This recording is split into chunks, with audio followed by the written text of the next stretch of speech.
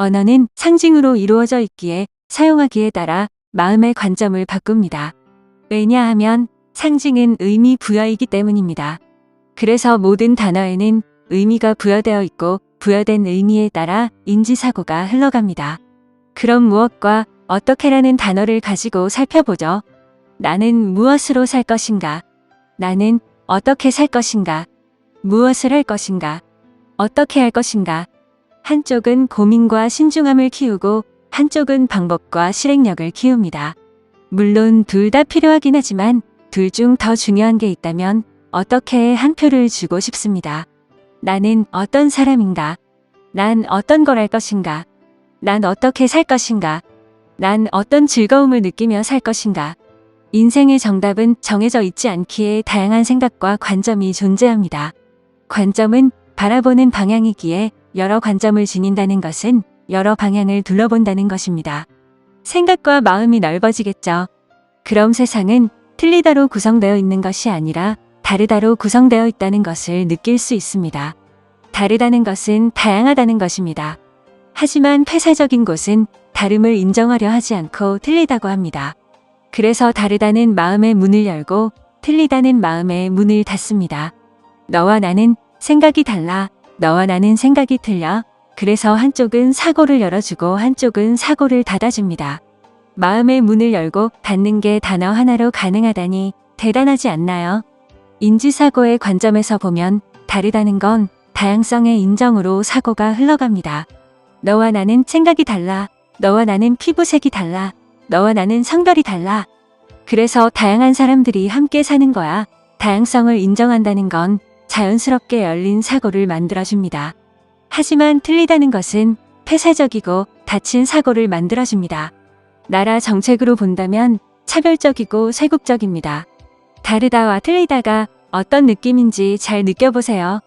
저번 주는 무척 즐거웠는데 이번 주는 우울해서 이전과 다른 생각을 해. 그렇구나. 이번 주는 우울해서 이전과 다른 생각을 많이 했구나. 다양한 생각이 머릿속을 가득 채웠겠네. 이제 틀렸다를 써볼게요. 저번 주는 무척 즐거웠는데 이번 주는 우울해서 이전과 틀린 생각을 해. 그렇구나. 이번 주는 우울해서 이전과 틀린 생각을 많이 했구나. 위험한 생각이 머릿속을 가득 채웠겠네. 틀리다는 좋게 말하면 판단이고 강하게 표현하면 심판이며 흑백 논리입니다. 왜냐하면 틀렸다는 것은 맞다와 한짝입니다. 내가 틀렸다를 쓴다는 건 난 맞다를 알고 있다는 것입니다. 쉽게 정답을 알고 있다는 거죠. 인생의 정답은 하나만 있는 게 아닌데 하나만 있는 것처럼 시야가 좁아지게 됩니다. 그래서 이전과 다른 생각을 한다고 하면 그냥 다양한 경험을 한다로 사고가 흘러가지만 이전과 틀린 생각을 한다고 하면 위험에 빠졌다는 착각에 휩싸여 부정적 생각에 빠지게 됩니다. 생각에 옳고 그름은 없습니다. 내 생각을 내가 판단하고 심판해봤자 괴로움만 커집니다. 우울해서 우울할 만한 생각을 하는 건 자연스러운 거고 이전과 다른 경험을 하는 것뿐입니다. 날씨로 본다면 추운 날에 비 맞는 경험을 하는 거죠. 하지만 우울해서 틀린 생각을 한다고 사고하면 내가 경험하는 건 잘못되고 나쁜 거라 착각하게 되고 부정하고 심판하게 됩니다. 가뜩이나 추운 날 비 맞았는데 그걸 핑계로 위험한 행동했다고 벌까지 받는 거죠. 엄청 억울하고 속상할 겁니다. 과거 인종차별이 한창일 때 정말 사람들은 피부와 성을 차별의 도구로 사용했습니다. 너와 나는 피부색이 틀려 한다면 나의 피부색은 맞고 너의 피부색은 틀렸다는 것입니다. 성별도 똑같죠.